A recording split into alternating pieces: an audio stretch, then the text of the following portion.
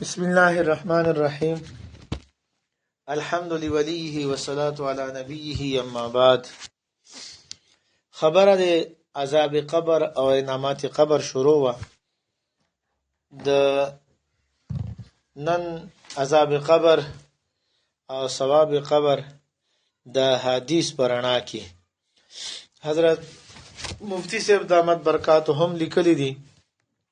چې د نبی کریم صلی الله علیه وسلم په ارشاداتو کې او د نبی کریم صلی الله علیه وسلم دعاګانو کې او مناجات کې د عذاب او ثواب قبر دومره ذکر راغلی دی که صرف دغه را جمع کړی شي نو د دې متعلق به د احادیثو د ذخیرې یو غټ کتاب ته جوړ شي. خو دلته چون کې ثواب او عذاب د احادیثو پرانا کې صرف خودل مقصود دي، لہذا مفتی صاحب لیکي چې سو احادیثو د قبر او برزخ متعلق دغه د مضمون خلاصه پیش کوم، یعنی ترجمه نه ده د حدیث، هغه خلاصه ده. نمبر 1، په قبر کې دوه فرشتي د مړو نه سوال تپوس کوي، ستاسو رب څوک دی، دین دې څه او د دې سړي د محمد صلی الله علیه وسلم باره کې تاسو وایي. د دې په جواب کې مؤمن بوای زما رب الله دی، دین می اسلام دی او محمد صلی الله علیه وسلم د الله رسول دی. او دین علاوه کافر، منافق او بدکار کس به صحیح جواب نشي ورکولای. ابا د هر سوال په جواب کې وای چې هاي هاي ما ته پته نشته. دویم، مؤمن جنتی ته په جنت کې داغه د جنت کې زه ابو ته په برزخ کې خودل کېږي، او کافر، منافق او بدکار ته به دوزخی ته په جهنم کې داغه ټکانه خودل کېږي. او دریم دا چې دغه به ته خودل کېږي د ټکانې خو سار او ماخام، یعنی سحر او ماخام به جنتی ته جنت کې د ټکانه مخې ته راوړل شي نو خوشاله به وي. دې ته وایي انعامات قبر. او دوزخی هغه ته په دوزخ کې دغه ټکانه هغه سار او ماخام خودل کېږي. څلورم، کافر او منافق هغه به د وسپنې په ګروزونو باندې دومره په زور سره وهلې کېږي چې د هغه د چغو او سورو اوازونه به د انسانانو او جناتو نه علاوه نږدې هر شی به د هغې اواز اوري. پنځم، مؤمن د پاره به عالم قبر کې او په برزخ کې د جنت فرش وغوړولی شي، د جنت لباس به ورته ور واغوستولی شي، او د جنت د طرف نه به کړکۍ کولاو شي چې د هغې نه به دته د جنت هواګانې او خوشبویانې دا راځي، او حد نظره پورې به د قبر کولاو شي. کوم ځای پورې چې د نظر به تیزم شي نو حد نظره پورې به قبر کولاو شي. دینه برعکس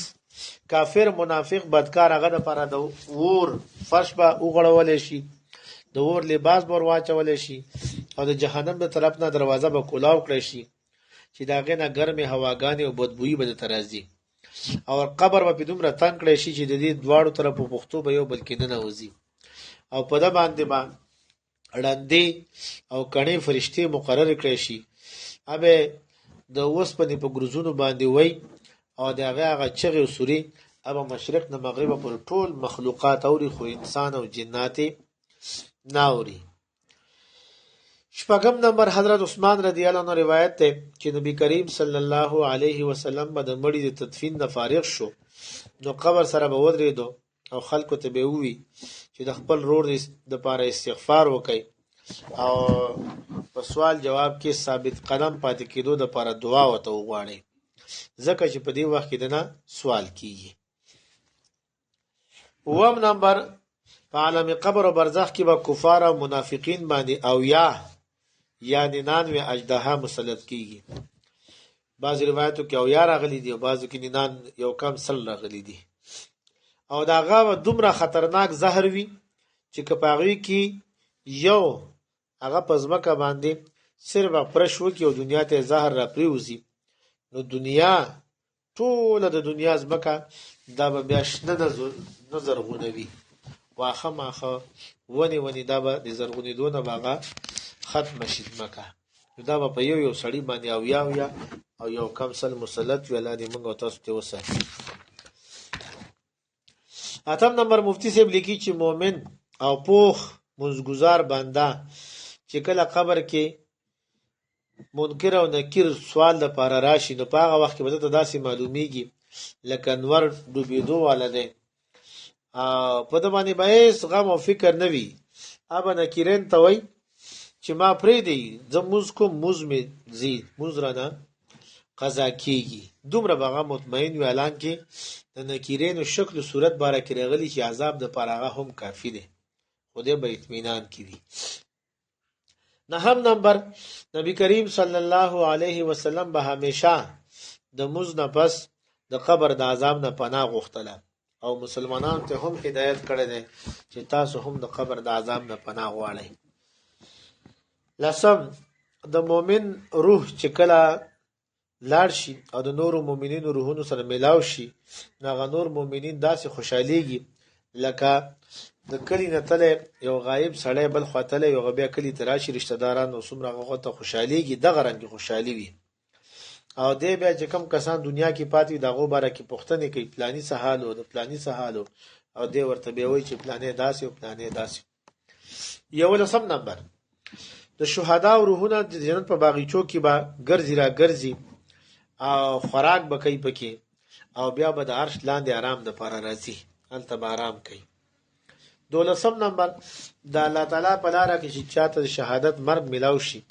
چې عالم برزخ کې خپل عزت او شان شوکت وګوري نو هغه وخت کې امید کوي الله تعالی ته وایي چې یا الله کاش دنیا ته زه واپس لاړم او لس پیرې د الله تعالی په لاره کې شهید کړی شوی نو بهر حال خبره دا راغلی وه چې دوه قسمه خلک دا ارزو کوي یو هغه بېدینه خلک هغه وایي چېره موږ واپس بوده چې موږ دا مال حالم چې کوم پرېښی دی ځمکه وغیره چې په هغې کې لږه تا راځي کو نیکي پکې وګټو یو شهید هغه صرف د مرګ دپاره شهادت دپاره دوباره د راتلو دپاره هغه به کوي ارزو به کوي حضرت مفتي صاحب لیکلي دي چې دې قرآن آیاتونه پرون چې کوم تیر شو دا احادیث د دې نه څه خبرې چې وضاحت سره ثابت شوي دي هغه دا چې د مرګ دا سختۍ او دا د عذاب وغیره دا د مرګ نه دا سختۍ شروع شي او د مرګ د وخت نه فرشتې مخې ته راځي او د مرګ نه دغه عذاب او ثواب دور شروع شي دویم دا چې معلومیږي دا چې عالم قبر او برزخ کې د جهنم او د جنت څه نه څه مزه ورڅه کولی شي بدکارانو ته د جهنم ګرمي او بدبو وغیره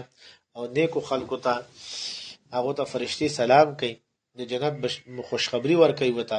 او د جنت آرام لذت راحت او د نعمتونو څه نه څه حصه ورته میلاویږي دریم دې نه دا هم معلومیږي چې عالم قبر او برزخ کې هلته روحاني مخلوق سره د انساني روحونه خبرې هم کوي او د فرشتو وغیره خبرې اوري هم او فرشتې او دوزخ وغیره د هر څه ګوري هم او عالم قبر او برزخ کې درد ویره غم یا لذت راحت او خوشحالي او سکون دا شدت سره محسوسوي څلورم د مؤمنانو پاکیزه روحونو دلچسپي دنیا والا سره هم وي او د هغو باره کې خوشخبرۍ سره خوشحالیږي هم او نوي راتلونکي مؤمنان د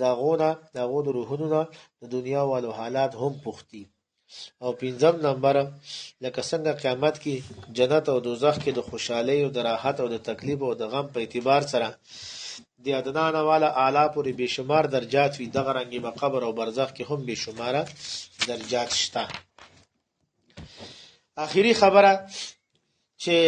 عالم قبر او برزخ کې به د عذاب او ثواب کیفیت څه وي حضرت مفتی صاحب دامت برکات هم دلته د حضرت مولانا محمد منظور نعمانی رحمت الله علیه دغه د کتاب نه څه هغه اقتباس هغه هم راخیستی دی معرف الحدیث جلد نمبر 1 صفحه نمبر 188 189 او فرمایلی مو چې علماء کرامو چې دې باره کې څه فرمایي د هغې خلاصه دا ده نور الله ته پته ده هغه په ظاهره چې څه معلومیږي هغه دا دي چې دنیا کې زمونږ دوه حالته دي یو زمونږ د ویښې حالت دی چې مونږ ویښ یو داسې ګرځو را ګرځو او یو زمونږ د خوب حالت دی چې سړی ویښ وي نو که دته خوشحالي وي خوشحالي براه راست جسم ته او د جسم په واسطې سره روح متاثره کیږي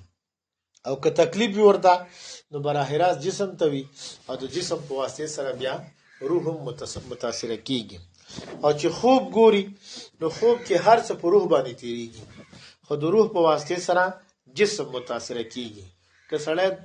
دردناک او د ویرې نه ډک خوب ګوري نو هر څه په روح تیریږي خو هغې سره په جسم باندې هم اثرات ظاهر شي که خوشحاله وي د خوشحالۍ خوب ګوري نو کله کله وم خاندي او د خندا سره رویښ هم شي نور خلک یې واوري ګنې اصل کې تیریږي په روح باندې نو چې ویښ وي جسم اصل او روح تابع او چې خوب ګوري نو روح اصل او جسم تابع نو برزخ کې چې کم سدي علماء کرامو چې څه لیکلي د هغې خلاصې نه دا معلومیږي چې هلته چې څه تیریږي په روح باندې تیریږي خو د روح په واسطې سره جسم هم متاثر وي حضرت مفتي صاحب فرمایلي چې دا خوب الله تعالی موږ ته ځکه راښیي چې موږ ته دغه اندازه ولګي چېرې په دې قبر کې د عذاب او هغه به کیفیت به څه وي او چې کله قیامت قایم شي د هغې نه پس بیا به جسم او روح دواړو ته براه راست که خوشحالي هم وي دواړو ته به وي الله دې را نصیب کړي او که تکلیف او عذاب وي به هم دواړو ته وي الله هم دې ترې وساتي نو بهرحال دنیا کې د ویښې په حالت کې جسم اصل دی روح تابع په خوب کې روح اصل دی جسم تابع قبر او برزخ کې روح اصل خوشحالي او تکلیف کې او جسم تابع او چې قیامت قایم شي هلته بیا جسم او روح دواړه براه راست به انعاماتو نه هم فایده اخلي او د عذاب نه به هم چې کوم دی نو هغو ته تکلیف دواړو ته براه راست میلاویږي الله تعالی دې موږ د قبر د عذاب د برزخ د عذاب نه او دغه رنګې د حشر د عذاب نه او د جهنم د عذاب نه کامل او مکمل طور باندې وساتي الله تعالی دې موږ ته د قبر او د برزخ انعامات او دغه رنګې